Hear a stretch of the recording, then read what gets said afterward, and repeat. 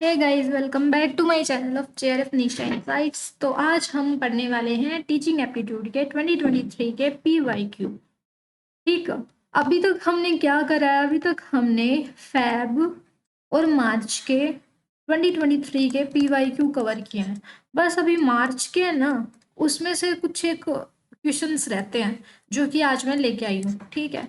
और आज का मिला के फिर अपने हो जाएंगे फैब के कंप्लीट और मार्च के कंप्लीट। फिर कल से हम क्या करेंगे? कल से हम जून के भी स्टार्ट कर देंगे 2023 के। ठीक है। और अपनी कौन सी सीरीज चल रही है अपने चैनल पे? टीचिंग एप्टीट्यूड के कॉन्सेप्ट की सीरीज चल रही है, जहाँ पे मैं आपको बेसिक से एडवांस करवा रही हूँ, बेसिक टू एडवांस पूरा कंप्लीट कोर्स करवा रही हूँ, है ना। साथ ही साथ में अपनी टीचिंग एप्टीट्यूड के 2023 के पीवाईक्यू जो कि डिटेल्ड एक्सप्लेनेशन के साथ करवाती हूँ आपको, है ना, वो सीरीज चल रही है। तो इसके भी आज अपना सेवेंथ या सेवेंथ पार्ट है, शायद सिक्स सेवेंथ पार्ट है। और टीचिंग एप्टीट्यूड के भी अपने 8 पार्ट हो चुके हैं। बस 2 वीडियो और में ये पूरा कवर हो जाएगा अपना। तो अभी लास्ट वीडियो में हमने कहाँ तक क्वेश्चंस किए थे? लास्ट वीडियो में हमने 75 तक किए थे। आज हम रिमेनिंग पोर्शन पूरा कवर ही कर लेंगे। ठीक है, पूरा कवर करके ही जाएंगे। अभी अपना क्या चल रहा है, क्योंकि मैं आपको पीवाईक्यू करवाती हूँ तो पूरी डिटेल एक्सप्लेनेशन देती हूँ हर एक चीज़ की। जो क्वेश्चंस में जितने भी टर्म्स यूज़ हुए हैं, कॉन्सेप्ट कवर यूज़ हुए हैं, वो सारे आपको कवर करवाती हूँ। तो थोड़ा आराम से चल रहा है। जैसे ही अपनी ये यूनिट है वो कंप्लीट हो जाएगी, तो हम क्या करेंगे? यूनिट कंप्लीट होने के बाद में कंबाइन इनकी मैराथन ले लेंगे। ठीक है। जैसे 2023 के फैब मार्च और जून तीनों की एक साथ एक वीडियो में ही सारे क्वेश्चन है वो कवर कर लेंगे। और या फिर ऐसे कर लेंगे कि सारी यूनिट्स है 10 की 10 यूनिट्स के कॉन्सेप्ट हो जाते हैं, पीवाईक्यू हो जाते हैं। उसके बाद में हम मैराथन क्लास ले लेंगे। ठीक है, वन वीडियो में सब चीज़ कवर कर लेंगे। तो अभी हम पढ़ना स्टार्ट करते हैं, ज़्यादा टाइम खराब नहीं करेंगे। देखिए, 76 क्वेश्चन क्या कहता है? 76 क्वेश्चन कहता है कि स्वयं एक प्रोग्राम है जो इनिशिएट किया गया गवर्नमेंट ऑफ इंडिया के द्वारा, है ना। क्या ये सही है? फिर दूसरा कहता है Swayam is design to achieve 6 cardinal principle of education policy. कि स्वयं है वो 6 कार्डिनल प्रिंसिपल को अचीव करने के लिए बना है। ये आपको बताना है। बताइए इसका आंसर। तो इसका आंसर आ जाएगा कि फर्स्ट गलत है और सेकंड सही है। क्यों? ऐसा क्यों? ऐसा इसलिए क्योंकि देखो, स्वयं है वो मैंने आपको कल ही पढ़ाया था, अपनी जो टीचिंग एप्टीट्यूड के कॉन्सेप्ट की क्लास थी ना कल। तो उसमें मैंने आपको स्वयं के बारे में, स्वयं प्रभा के बारे में, सब चीज़ के बारे में पढ़ाया था। तो उसमें कल आपको 3 प्रिंसिपल करवाए थे मैंने, है ना। 3 प्रिंसिपल, 4 क्वाड्रेंट भी करवाए थे मैंने। बार बार बोला था कि ये जरूर कर लेना अच्छे से, क्योंकि पीवाईक्यू में आते हैं। और अब आप देख ही चुके हो कि पीवाईक्यू में आए हुए हैं, है ना। तो 3 प्रिंसिपल आपको मैंने क्या करवाए थे? EAEQ, यानी कि एक्सेस, इक्विटी और क्वालिटी। सभी को इसका एक्सेस हो, स्वयं की जो एजुकेशनल कोर्सेज है वो, और इक्विटी सभी को समान रूप से एक्सेस हो। ठीक है, सभी को समान रूप से एजुकेशन मिले, क्वालिटी एजुकेशन मिले, क्योंकि इसमें नेशनल लेवल के जो टीचर्स होते हैं, प्रोफेसर होते हैं, वो पढ़ाते हैं। मैंने आपको बताया था ना ये। तो यहाँ पे 6 कैसे हो गया? 3 आना था, 3 कार्डिनल प्रिंसिपल, तो ये गलत हो गया। फोर क्वाड्रेंट आपको क्या क्या करवाए थे? मैंने पहले बताया था कि ट्यूटोरियल, ट्यूटोरियल में क्या जाएगी? वीडियो। सेकंड क्या बताया था आपको मैंने? सेकंड बताया था ई कंटेंट, जिसमें पीडीएफ आ गई, है ना। थर्ड क्या बताया था आपको मैंने? वेब रिसोर्सेज, जिसमें अपने डाउट क्लियरिंग सेशन आ गए। फोर्थ क्या था? सेल्फ असेसमेंट, जिसमें टेस्ट वगैरह होगी। तो ये सारी चीजें हुआ क्लियर। अब हम देखते हैं नेक्स्ट क्वेश्चन।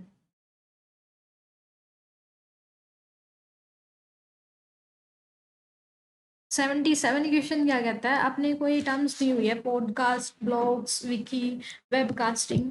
अपने को क्या बताना है? इसका मीनिंग बताना है, क्या मीनिंग है। ठीक है, तो आप करिए इसमें मैच। अब देखिए, मैं बताती हूँ आपको। पहले इसका मीनिंग देखते हैं। The personal website that contains organized like a journal और डायरी। ये कहता है कि पर्सनल वेबसाइट होती है जो कि क्या करेगी? जर्नल और एक डायरी की तरह ना कंटेंट को रखती है। वो किस में होता है, पॉडकास्ट में तो नहीं हो सकता है ना, ब्लॉग्स में हो सकता है, विकिपीडिया पे हो सकता है, लेकिन वेब कास्टिंग में नहीं होता, क्योंकि वेब कास्टिंग मतलब कि स्क्रीन कास्ट करना उस टाइप से, है ना। ये दो तो अपने क्या हो गए, दो एलिमिनेट होगी, फर्स्ट सही। देखते हैं अब हम ए और डी किस में नहीं आना चाहिए। ए, फर्स्ट का ए नहीं हो सकता ना, ए का ए नहीं हो सकता। आगे देखते हैं, the dissemination of recorded live content over the internet. ये देखो क्या बोल रहा है ये, कि dissemination of recorded live content, recorded भी होता है लाइव भी होता है इंटरनेट पे, है ना। तो वो किस में हो सकता है, वो हो सकता है ब्लॉग में और पॉडकास्ट में हो सकता है। इन दोनों में देखो आप, दी ऑडिट डिजिटल ऑडियो और video files containing meaningful content for learning. अब ये क्या बोल रहा है कि ऑडियो और वीडियो फाइल होती है जो कि अपने लिए क्या करती है, कंटेंट देती है। अब आपको पता चल रहा है। फिर है fourth, the open dynamic website collaborate construct knowledge informative resource which are freely available of internet. देखो अब आपने चारों चीज पढ़ी है तो साफ पता चल रहा है अपने को कि कौन सा किस में आएगा। अब मैं मैच करके आपको बताती हूँ। फोर्थ जो बोला अपने को कि डायनेमिक वेबसाइट होती है जिसपे कोई भी कोलैबोरेट कर सकता है ना, कोई भी कोलैबोरेट कर सकता है, ओपन होती है, डायनेमिक होती है, ये किस में आ जाएगी, विकिपीडिया में आ जाएगी, विकी। तो सी का देखो आईवी, सी का आईवी किस में है, दो में है, ये कट हो गया, ये भी कट हो गया, बच्चा कौन सा अपना, टू और फोर बच्चा ना। अब इसमें से देखते हैं, फिर क्या है, लाइव बोला है ना, लाइव कंटेंट, लाइव यानी कि किस में आएगा, वेबकास्ट में आएगा, इट मीन्स डी का आ जाएगा टू। अब डी का टू देखो किसमें है, अपने ये और ये बचा था ना, इसमें डी का थ्री नहीं है, इट मीन्स क्या आएगा आंसर, टू आ जाएगा।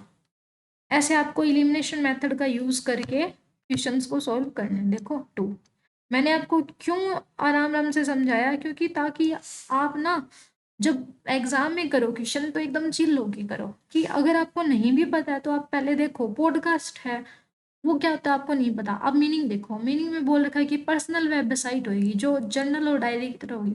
सोच के देखो, वेबसाइट का बोला यानी कि इसके साथ तो मैच नहीं हो सकता, पॉडकास्ट के साथ में, वेबकास्टिंग के साथ नहीं हो सकता, इन दोनों के साथ होता है, तो इन दोनों के साथ करके देखो।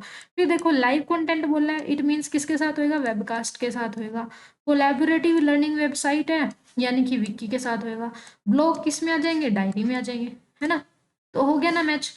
अब पॉडकास्ट का क्या आएगा, ए का आ जाएगा अपना थ्री, जिसमें मीनिंगफुल वीडियो होगी, ए का थ्री।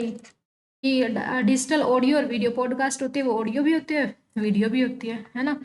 फिर ब्लॉग्स का आ जाएंगे, ब्लॉग्स कौन से होते हैं, ये वेब लोग होते हैं, ब्लॉग जो होते हैं ना वो वेब लोग यानी कि वेबसाइट पर लिखे हुए होते हैं, वेबसाइट पर लिखे हुए होते हैं। और जो वी लोग होते हैं इसका मतलब वीडियोस वाले, ठीक है, ये वीडियोस वाले होते हैं, वी लोग वेब लोग यानी कि वेबसाइट पर लिखे हुए जो आर्टिकल्स वगैरह लिखे होते हैं। विकी का आपको बता ही दिया, फोर्थ आएगा, है ना। और वेबकास्ट यानी कि लाइव कंटेंट आ जाएगा। तो ये अपना हो गया 77 क्वेश्चन। अब नेक्स्ट करते हैं। आज थोड़ी मेरी तबीयत ज़्यादा ही खराब है, इस वजह से थोड़ी स्लो वॉइस आ रही है, बाकी मैं पढ़ा रही हूँ आपको। Which of the following are the characteristics of in ideal evaluation teaching learning process. ये कहते हैं कि आइडियल इवेल्युएशन क्या है टीचिंग लर्निंग प्रोसेस की, मतलब टीचिंग लर्निंग प्रोसेस की करेक्टरिस्टिक्स क्या है ये आपको बतानी है। कौन सी आइडियल इवेल्युएशन होएगी, तो क्या वो कॉम्प्रिहेंसिव होएगी, क्या वैलिडिटी, रिलायबिलिटी या सब्जेक्टिविटी, ये आपको बताना है। तो इसका आंसर हो जाएगा टू। टू में क्या आएगा, ए बी और सी, ए बी और सी। क्यों, क्योंकि इसने बोला है कि अगर हमें टीचिंग लर्निंग प्रोसेस को इवेल्युएट करना है कि क्या वो अपनी जो हमने प्रोसेस करी है टीचिंग और लर्निंग की वो सक्सेस हुई या नहीं है, उसका आइडियल इवेल्युएशन करना है, मतलब कि एक आदर्श मूल्यांकन करना है, तो उसकी क्या विशेषता होगी हम देखेंगे कि उसमें समझ है नहीं है, कॉम्प्रिहेंसिव टीचिंग लर्निंग प्रोसेस में क्या बच्चों को समझ में आया, दूसरा वैलिडिटी है या रिलायबिलिटी है, सब्जेक्टिविटी नहीं देखेंगे, क्यों सब्जेक्टिविटी मतलब कि बायसनेस आ जाना, बायसनेस क्यों देखेंगे हम, है ना। तो बायसनेस यहाँ पे नहीं देखेंगे। एक सेकेंड, ये बटन दब गया मेरे से, एक मिनट। हाँ ये रहा, तो कहाँ पे थे हम, ये रहा कि इसमें क्या नहीं आएगी, सब्जेक्टिविटी नहीं आएगी, बाकी सब आ जाएगा। अब हम पढ़ते हैं next question. Which of the following statement are true about Swayam? Swayam के बारे में क्या ट्रू है ये अपने को बताना है, क्या सत्य है ये बताना है। कि Swayam is design to achieve 3 cardinal principle, क्या 3 कार्डिनल प्रिंसिपल को अचीव करने के लिए बना है। स्वयं के is hosting all the courses to the classroom 9 to post graduation, क्या स्वयं में जो कोर्सेज है वो 9 टू पीजी तक करवाए जाते हैं। क्या Swayam access student continuously grant degree, क्या स्वयं है वो डिग्री भी देता है। It can be access by any one any time any place, क्या स्वयं को हम कोई भी व्यक्ति किसी भी स्थान पर किसी भी समय एक्सेस कर सकता है। ये आपको बताने की कौन सा इसके बारे में सच है। तो इसका आंसर आएगा ए सी डी। क्या आएगा? नहीं, ए सी डी नहीं, सॉरी, सी नहीं आएगा। सी को एलिमिनेट कर दो आप, सी को क्या कर दो, एलिमिनेट कर दो।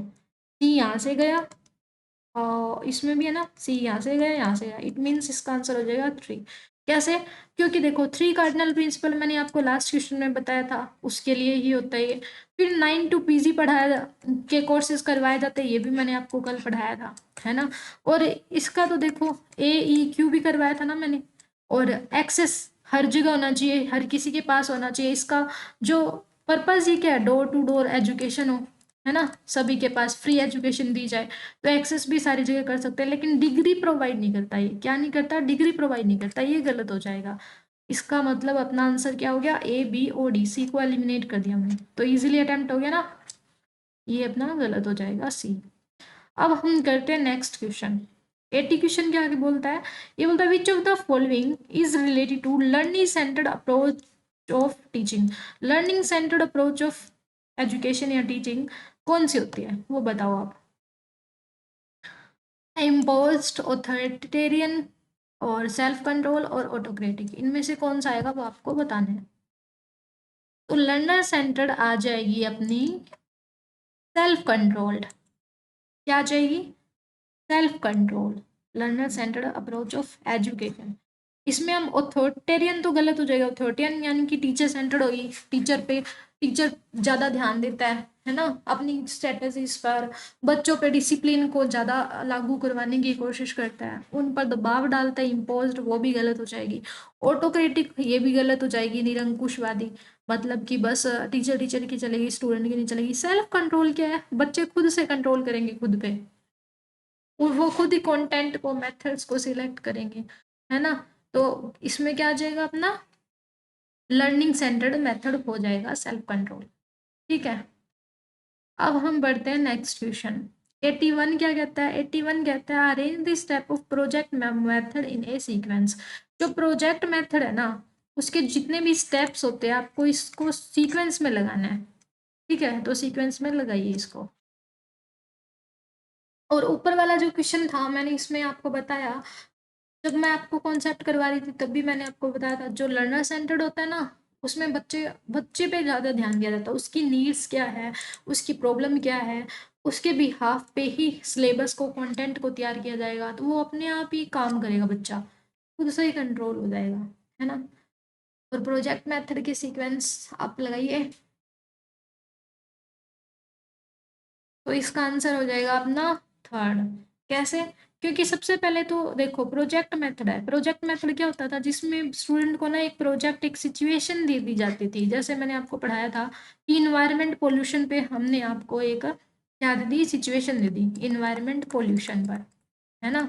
तो सबसे पहले एक सिचुएशन प्रोवाइड करवाते थे, करवा दी, फिर हम पर्पस देते थे प्रोजेक्ट का, कि इसका पर्पस क्या है, कि अपने इन्वायरमेंट है उसको सही करना है, अपने को पोल्यूशन से बचाना है, पोल्यूशन से बचाना है।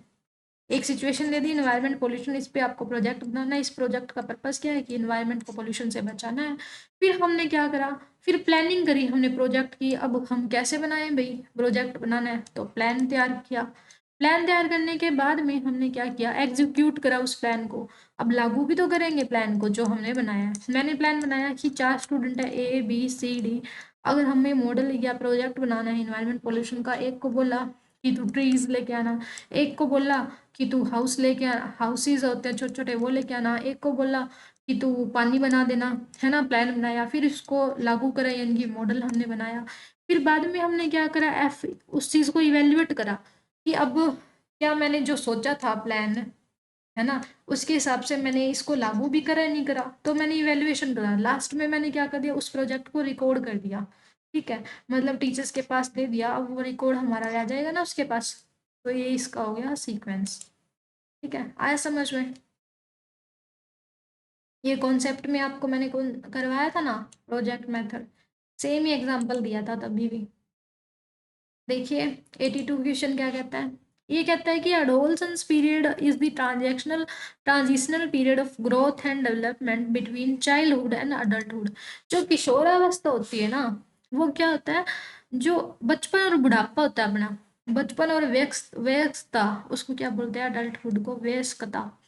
ठीक है, चाइल्डहुड यानी कि बचपना, और अडल्टहुड यानी कि वयस्क हो जाता है इंसान, जवान हो जाता है एकदम, है ना, मैच्योर हो जाता है। तो मैच्योरिटी के बीच में और बचपन के बीच में एक कैसी है, एक ट्रांजिशनल पीरियड है, ये आपको बताना है। सही बोला है, नहीं बोला? अडोलसेंस क्या होता है पहले आपको पता होना चाहिए, ये मैंने आपको कॉन्सेप्ट में भी करवाया था। अडोलसेंस यानी कि किशोरावस्था, है ना, किशोरावस्था कौन सी स्टेज के बीच की है, ये बोल रहे चाइल्डहुड यानी कि बचपन के बीच में, और मैच्योरिटी के बीच की अवस्था है। क्या ये सही है? फिर adolescence is a period of emotional stability is a great लिफ, कि क्या अडोलसेंस है वो इमोशनल स्टेबल हो जाते हैं तब, और हमें रिलीफ मिलती है, वो वाली अवस्था है। तो इसका आंसर आ जाएगा कि पहला तो ठीक है लेकिन दूसरा है वो गलत है। क्यों? क्योंकि ये तो बिल्कुल सही बोला है, अडोलसेंस यानी कि किशोर अवस्था वो हमारे जवानी की, बचपन की, और जो अडल्टहुड हमारे वयस्कता के बीच की स्टेज होती है। लेकिन ये बोल रहा है कि इसमें इमोशनल स्टेबल हो जाते हैं, तो ये बिल्कुल गलत है। इमोशनली हमारे बल्कि क्राइसिस होते हैं, यानी कि इमोशनली स्टेबल नहीं होते, हम अनस्टेबल होते हैं तब। ठीक है, स्टेबल तो कब होंगे, हम अडल्टहुड में होंगे स्टेबल। 83 क्वेश्चन क्या कहता है, 83 कहता है which of the following teaching model are types of information development model. कौन से टीचिंग मॉडल है वो इंफॉर्मेशन डेवलपमेंट मॉडल में आते हैं, वो आपको बताना है। ये सारे मॉडल्स के नाम है, ये कॉन्सेप्ट में हम कवर करेंगे। अभी इन मॉडल की ही क्लास बाकी है, बाकी तो आपका हो गया ऑलमोस्ट। तो इसका आंसर आ जाएगा ए, सी और ई, इंफॉर्मेशन डेवलपमेंट मॉडल। अब इसमें आपको क्या करना है, सिर्फ नाम नाम याद करने हैं। ठीक है, क्या करने हैं, नाम नाम याद करने हैं, कौन से इंफॉर्मेशन डेवलपमेंट मॉडल में आएंगे, कौन से नहीं आएंगे। तो जो अपना है सचमैन, गैगने और जीरोम, एस SGG, मतलब डीजे बोला, DGS कर लो चाहे इसको, DGS है वो इसमें आ जाएगा इंफॉर्मेशन डेवलपमेंट मॉडल में। बाकी लेबोरेटरी इंफॉर्मेशन डेवलपमेंट में नहीं आएगा। ठीक है, सोशल इंक्वायरी नहीं आएगा, सोशल इंक्वायरी सोशल में आएगा। लेबोरेटरी है वो प्रोजेक्ट मेथड में आ जाएगा, लेबोरेटरी में काम करते हैं। सचमैन का, गैगने का और जीरोम का, ये तीन आ जाएगा इंफॉर्मेशन डेवलपमेंट मॉडल में। फिर which of the following are the characteristics of learning, learning की क्या कैरेक्टरिस्टिक्स होती है वो आपको बताना है। ये है learning is temporary change in behaviour, क्या लर्निंग है वो टेम्परेरी चेंज होता है बिहेवियर में। फिर learning ends up to poverty, learning है वो अपनी पॉवर्टी तक, अपनी क्या बोलते हैं पॉवर्टी को, जवानी, जवानी तक चलती है, आगे चलती है। लर्निंग इज एक्टिव, और या फिर बुढ़ापे तक चलती है, जवानी से लेके बुढ़ापे तक। एंड बोला है ना, यानी कि लाइफ लॉन्ग चलती है लर्निंग। लर्निंग इज एक्टिव और क्रिएटिव, लर्निंग है वो एक्टिव और क्रिएटिव होती है। लर्निंग है वो गोल डायरेक्टेड होती है। या फिर learning is motivated by adjustment, learning है वो एडजस्टमेंट से मोटिवेट होती है। तो ये आपको बताना है कि इसका आंसर क्या होगा सही। ठीक है, तो इसका आंसर अपना हो जाएगा फर्स्ट, C, D और E। क्यों? क्योंकि देखो फर्स्ट तो साफ ही दिख रहा है कि गलत है, क्योंकि मैंने आपको फर्स्ट क्लास में ही बताया टीचिंग का मतलब ही होता है कि permanent change in behaviour of student, permanent change in behaviour of student, है ना। तो टेम्परेरी तो गलत हो गया, ए जिसमें है उसको कट कर दो, बचा ये दोनों, है ना। अब इनमें देखेंगे learning end up to poverty, poverty का मतलब जवानी होता है, जवानी तक खत्म होती है, बुढ़ापे तक नहीं बोला इसमें, जवानी तक खत्म होती है। तो ये गलत है, लर्निंग है वो लाइफ लॉन्ग होती है, यानी कि लर्निंग है हमारी पूरी उम्र भर चलती रहती है। तो ये गलत हो गया, यानी बी जिसमें उसको कट कर दो, बी कट हो गया। इट मीन्स अपना क्या आंसर सही हो गया, C, D और E। ठीक है, क्योंकि गोल डायरेक्टेड होती है कि हमारा क्या गोल है, एक्टिव भी होती है, क्रिएटिव भी होती है, और हमारा जो मोटिवेशन होता है उससे एडजस्टेड होती है। ठीक है, तो अब हम करते हैं नेक्स्ट क्वेश्चन। इसको क्लीन कर दूं, 1 मिनट, फिर पढ़ाती हूँ। 85 क्वेश्चन क्या बोलता है?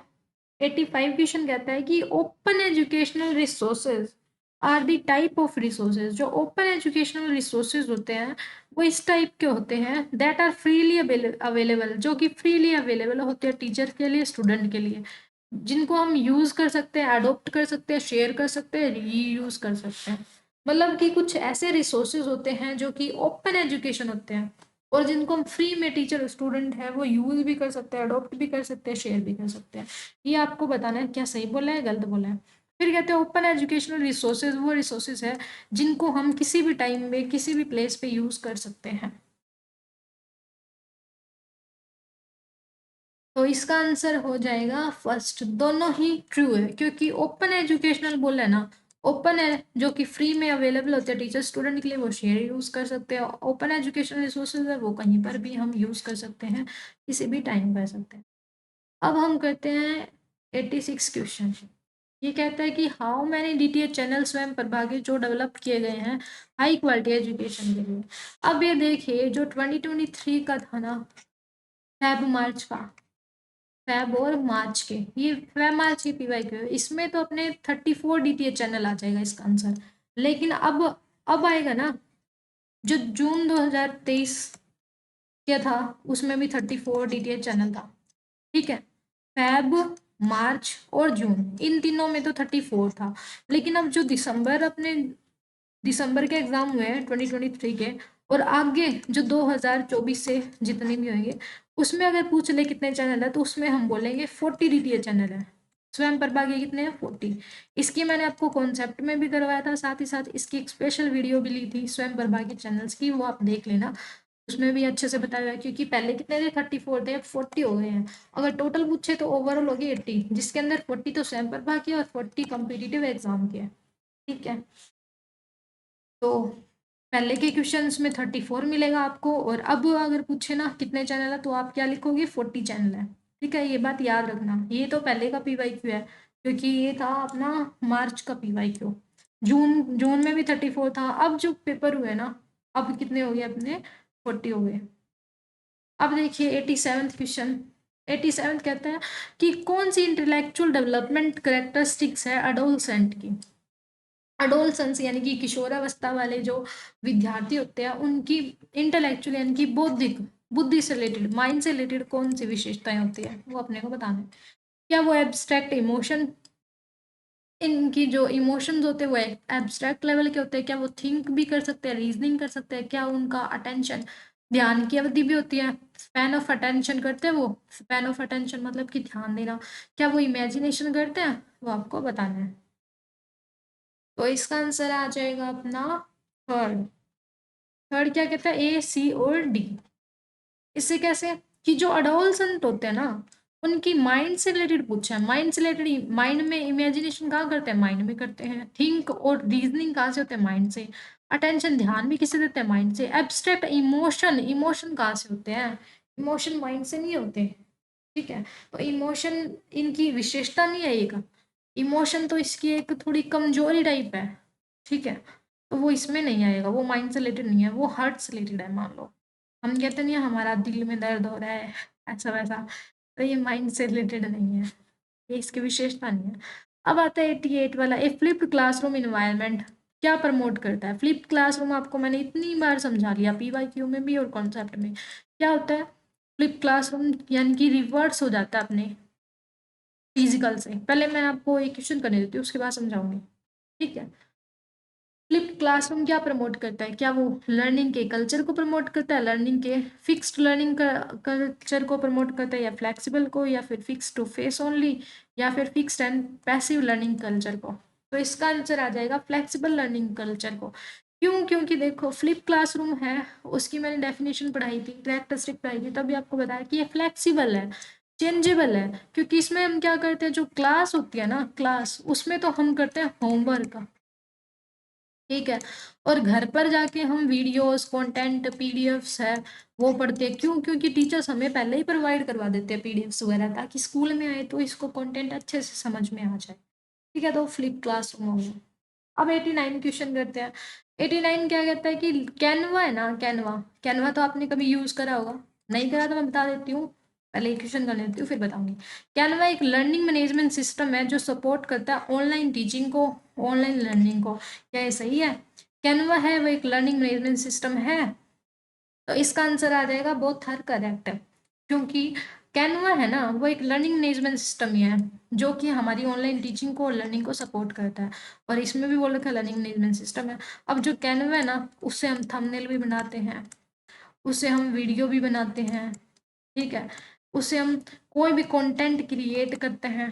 कैनवा आपने कभी यूज करा होगा, नहीं करा तो आप एक काम करना, आज प्ले स्टोर पे जाना और इसको क्या करना, डाउनलोड कर लेना, फिर आपको पता चल जाएगा कैनवा क्या होता है। ठीक है, फिर आता है 90 क्वेश्चन। 90 कहता है कि जी सेक स्ट्रेटजी है वो किसका एग्जाम्पल है? ये भी आपको मैंने इतनी बार पीवाईक्यू में भी पढ़ा दिया है ना, इसका कॉन्सेप्ट भी करवा दिया। तो बताइए जी सेक स्ट्रेटजी है वो किसका एग्जाम्पल है? प्रॉब्लम सॉल्विंग का, कोऑपरेटिव लर्निंग का, टीम टीचिंग का, या फिर लेक्चर कम डेमोन्स्ट्रेशन का?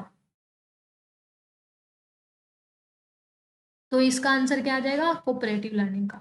क्योंकि जीसेक में क्या करते थे हम, जीसेक में कोई भी असाइनमेंट मिलता था हमें, कोई भी काम मिलता था ना, उसको हम ग्रुप में बांट के करते थे। इसमें क्या करते थे, ग्रुप में बांट के करता था। तो ग्रुप में अगर कोई काम होएगा वो क्या होएगी, कोऑपरेटिव लर्निंग होएगी। अगर हम कोई चीज़ को, कोई प्रॉब्लम को सॉल्व करेंगे ग्रुप में मिलके, या कोई असाइनमेंट कंप्लीट करेंगे, कोई प्रोजेक्ट बनाएंगे हैं ग्रुप में मिलके, तो वो कौन सी लर्निंग हो जाएगी, कोऑपरेटिव लर्निंग। अब हम करते हैं नेक्स्ट क्वेश्चन। 91 क्या कहता है कि in Bloom's taxonomy of learning objective which of the following category under affective domain. कि ब्लूम की जो टेक्सोनोमी थी ना उसने कौन कौन सी दी थी, CAP कैप दी थी, कोग्निटिव भी दी थी, अफेक्टिव दी थी, और साइकोमोटर। कोग्निटिव मतलब माइंड से रिलेटेड, अफेक्टिव मतलब हार्ट से रिलेटेड, साइकोमोटर यानी कि हैंड से रिलेटेड, है ना, और ये माइंड से रिलेटेड। तो अब ये बोले ब्लूम की जो अफेक्टिव वाली है ना टेक्सोनोमी, उसके आपको क्या बताना है, उसके ये बताने हैं लर्निंग ऑब्जेक्टिव कौन से थे, कौन सी कैटेगरी शामिल थी। क्या receiving, responding, analysing, organising, application, इनमें से कौन से आते हैं कोग्निटिव डोमेन के अंदर, वो आपको बताने हैं। तो इसका आंसर आ जाएगा कोग्निटिव डोमेन है उसके अंदर अपना आता है A, B और D। कैसे आता है वो मैं आपको बताती हूँ। देखो, इसने 3 दी थी ना टेक्सोनोमी, किसने, ब्लूम ने, किसने, ब्लूम ने 3 टेक्सोनोमी दी थी। पहली अपने को दी थी कोग्निटिव, दूसरी दी थी अफेक्टिव, तीसरी दी थी साइकोमोटर, है ना। जो कोग्निटिव थी अपनी वो किससे रिलेटेड थी, माइंड से रिलेटेड थी, अफेक्टिव हार्ट से रिलेटेड थी, साइकोमोटर हैंड से रिलेटेड। वैसे तो मैंने आपको ये करवाया था पीवाईक्यू क्लास में ही पूरा पूरा कॉन्सेप्ट, फिर भी बता देती हूँ। जो कोग्निटिव थी ना, कोग्निटिव, इसमें ब्लूम ने कौन सी दी थी, केस। केस मतलब knowledge, comprehension, analysis, application, synthesis, evaluation. अब देखो, एनालाइज, एप्लीकेशन, एप्लीकेशन, एनालाइज, ये दोनों किसमें शामिल है, ये है कोग्निटिव में। मैंने लिखा ना कोग्निटिव में शामिल है केस, यानी कि एनालाइज करना, एप्लीकेशन करना। तो ये दो तो इसमें नहीं आएगी, जो कोग्निटिव में है वो अफेक्टिव में कैसे आएगी, है ना, कोग्निटिव वाली अफेक्टिव में नहीं आ सकती, तो इन दोनों को हम कट कर देंगे। मैं आपको क्वेश्चन अटेम्प्ट करना बता रही हूँ साथ साथ में, कि कैसे आप कम से कम टाइम में ना जल्दी ज़्यादा से ज़्यादा क्वेश्चंस को इजीली, अगर आपको ना भी थोड़ा समझ आता हो, थोड़ा सा कंफ्यूजन होता हो, तो भी आप इजीली कर सकते हो एलिमिनेशन मेथड के लिए, उसके थ्रू। ठीक है, अब एलिमिनेशन मेथड का यूज करोगे तो देखोगे C और E कट गया, C और E जिसमें कट कर दो, C और E कट हो गया। अब ये दो ऑप्शन बचे, है ना। फिर हमने देखा, अब देखो दो ऑप्शन कट हो गए ना, तो अपना कंफ्यूजन है वो आधे से ज्यादा खत्म हो जाएगा। फिर हमें पता है कि कोग्निटिव में उसने क्या दिया था, कोग्निटिव में दिया था R, वॉक, क्या दिया था, आर वॉक। तो इसमें क्या आ जाएगा, रिसीविंग, रिस्पॉन्डिंग, और ओ से ऑर्गेनाइजिंग, रिसीविंग, रिस्पॉन्डिंग, ओ से ऑर्गेनाइजिंग, है ना। अटेम्प्ट हो गया ना क्वेश्चन इजिली। अपने को पहले क्या देखना है कि क्या चीज़ नहीं आ सकती है। अगर क्वेश्चन में अगर थोड़ा सा भी डाउट हो ना, तो पहले देखो क्या चीज़ नहीं आ सकती है, उसको कट कर दो। उसके बाद में आप फिर देखो जो चीज़ आपको आती है। तो ये हो जाएगा इसका आंसर। अब नेक्स्ट करते हैं 92, क्या कहता है, the channel of Swayam Prabha are uplink from BISAG Hyderabad. ये कहता है जो स्वयं प्रभा के चैनल है ना, वो बीसेग हैदराबाद में इसका क्वार्टर वगैरह है, उससे लिंक है। फिर कहते हैं जो स्वयं प्रभा है वो एजुकेशनल लर्निंग प्लेटफॉर्म है, जो कि 24 आवर्स और 7 वीक में 37 DTH चैनल से चलती है, वो आपको बताना है। तो इसका आंसर हो जाएगा बोथ आर इनकरेक्ट। क्यों? क्योंकि हैदराबाद, हाँ हैदराबाद में ये गांधीनगर। फर्स्ट आ जाएगा सही है अपना, सेकंड क्या है, गलत है। रुको, इसका आंसर सही नहीं दिया हुआ। First is false, second statement are true. यहाँ पर या तो टाइपिंग में गलती हुई है, क्योंकि 34 DTH चैनल आएगा। टाइपिंग में मिस्टेक हुई है, 34 DTH चैनल आएगा। अभी इसका आंसर क्या आना चाहिए, अभी इसका आंसर आ जाएगा बोथ आर इनकरेक्ट। ठीक है, इसका आंसर क्या जाएगा, इसका आंसर आ जाएगा बोथ इनकरेक्ट है। यहाँ पे देखो ये आ जाएगा। अगर यहाँ पे 37 DTH चैनल दिया है, तो इसका मतलब यहाँ पे क्या हो जाएगा, दोनों ही गलत है। क्योंकि फर्स्ट में बोला है कि बीसेग हैदराबाद से लिंक है, लेकिन जो एक्चुअल में क्या है, मैंने आपको पढ़ाया भी हुआ है, 2-3 बार बता दिया इसका, स्वयं प्रभा का, कि बीसेग का कहाँ पर है हेडक्वार्टर, गांधीनगर में है। कहाँ पे, गांधीनगर में। BSEC 15 गांधीनगर, यहाँ पे अपलिंक किए गए हैं। किस पे, BSEC 15 गांधीनगर पे। और ये चैनल कितने हैं, 34। पहले का जो था ना क्वेश्चन, उसमें 34 थे, अब 40 हो गए। ये भी आपको भी बताया था। अगर यहाँ पे 37 दिया, इट मीन दोनों गलत है। अगर यहाँ पे टाइपिंग मिस्टेक हुई है गलती से मेरे से, तो यहाँ पे अगर 34 होता ना, तो फर्स्ट अपना हो जाता क्या, गलत हो जाता, और सेकंड क्या हो जाता, ट्रू। ठीक है, तो ये हो गया अपना क्वेश्चन। तो इससे आपके दो कंसेप्ट कवर हो गए, कि अगर ऐसे क्वेश्चन आता तो कैसे अटेम्प्ट करते हो, दूसरी तरह आता तो कैसे करते। ठीक है, अब ये देखो इंटेलेक्चुअल कैरेक्टरिस्टिक्स ऑफ एडोलसेंस आपको बतानी है। देखो अभी अभी ऊपर एक क्वेश्चन आया था ना, जिसमें बोला था कि एडोलसेंस की इंटेलेक्चुअल माइंड से रिलेटेड कैरेक्टरिस्टिक्स, है ना। सेम ही क्वेश्चन, बस अंदर का मटेरियल अलग है, और इसमें दोबारा से पूछ ली इंटेलेक्चुअल कैरेक्टरिस्टिक्स कौन सी होती है। तो इसमें बोला variation in emotional moods, moods में वेरिएशंस होते हैं, या फिर इमेजिनेशन डेवलपमेंट होती है, या इंक्रीज स्पेन ऑफ अटेंशन, या पल्स रेट बढ़ती है, या थिंकिंग और रीजनिंग आ जाती है। अभी आप इजिली बता सकते हो, क्योंकि देखो अभी आपने ऐसा सा सेम क्वेश्चन ऊपर किया था। तो इसका आंसर आ जाएगा अपना 3। कैसे, देखो पहले वाली मेरे को याद है कि स्पेन ऑफ अटेंशन इंक्रीज होती है, थिंकिंग और रीजनिंग भी होती है ना। इट मीन सी और ई तो आएगा, सी ई जिसमें नहीं है उसको कट कर दो। इसमें सी और ई इकट्ठा नहीं है, इसलिए कट कर दिया, ये दो बच गए। ठीक है, इंक्रीज इमोशनल मूड्स, इमोशनल का पहले भी हमने कट करा था, है ना, कट करा था ना, तो ये भी कट हो गया। यहाँ से ए देखो किसमें, इसमें ये कट हो गया, तो इट मीन्स अपना आंसर हो गया थर्ड, बी सी और ई। कौन सा, बी सी और ई। इमेजिनेशन होती है, स्पैम ऑफ अटेंशन भी, और साथ ही साथ थिंकिंग और रीजनिंग भी। पल्स रेट है, पल्स रेट का इससे कोई भी कनेक्शन नहीं है, वो हार्ट से होता है, इमोशनल भी नहीं है इससे कनेक्टेड। अब हम कहते हैं 94 वाला। ये कहते हैं learner, a learner learns to bake a cake in school. एक लर्नर है, स्कूल में केक बनाना सीखता है। अगर he she apply the knowledge to bake the college cake at home, it is a type of. ये कहता है कि एक बच्चा था, ये बच्ची थी, उसने स्कूल में केक बनाना सीखा, और घर पे जाके वो उस नॉलेज को अप्लाई करती है, यानी कि घर पे भी केक बनाती है। तो कौन से टाइप की लर्निंग होगी ये? क्या ये हॉरिजॉन्टल होगी, क्या ये वर्टिकल, क्या ये जीरो, क्या ये नेगेटिव ट्रांसफर ऑफ लर्निंग है? तो ये हो जाएगी अपनी, बताइए आप, ये कौन सी हो जाएगी, वर्टिकल हो जाएगी। क्या हो जाएगी, सॉरी हॉरिजॉन्टल हो जाएगी। कौन सी, हॉरिजॉन्टल। इसका आंसर हो जाएगा, आंसर फर्स्ट, कौन सी, हॉरिजॉन्टल। कौन सी, हॉरिजॉन्टल। क्यों? क्योंकि इसने ना स्कूल में सीखा केक बनाना, वो ही घर पे जाके बनाना।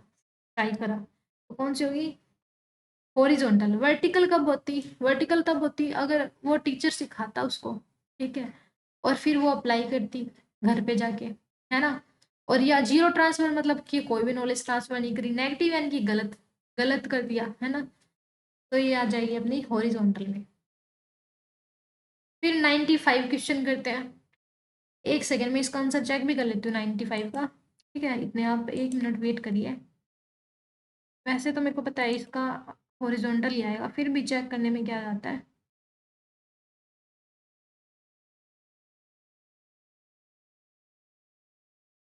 इतने आप ये वाला क्वेश्चन करिए 95, ठीक है।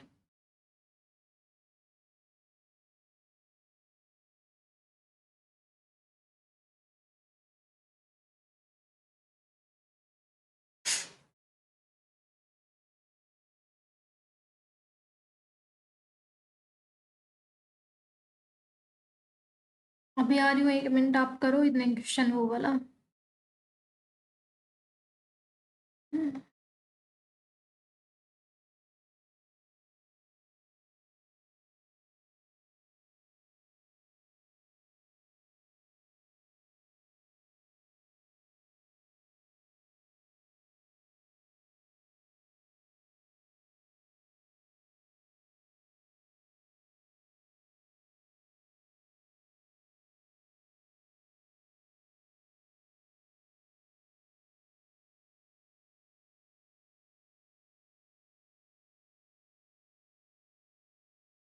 हाँ मिल गया। 1 मिनट, पीडीएफ मिल नहीं रही थी मेरे को।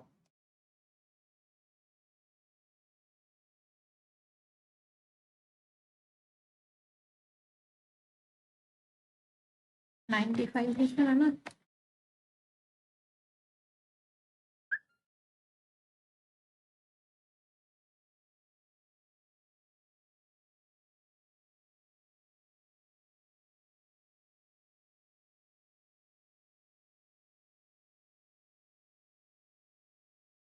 हाँ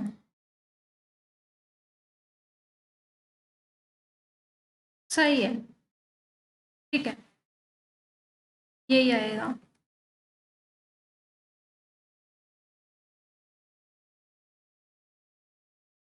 आती हूँ अभी।